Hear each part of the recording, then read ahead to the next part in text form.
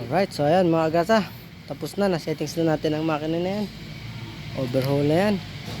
Goods na yan. Papa-andar na lang, hintayin nyo na lang ang tunog at andar nyan. Mga kagrasa, na-settings na po natin yan. Tapos na po natin siyang assemblin. May settings na rin. So ang gagawin natin dyan mga kagrasa, hihintay na lang mabuo din sa kanyang body. Ayan yung body nya. Ayan. Ayan yung body nya mga kagrasa. So may bagong dating na naman tayo isa. Ayan. So ayun, meron pa din sa likod. Ayan, bagong dating. So dito na tayo.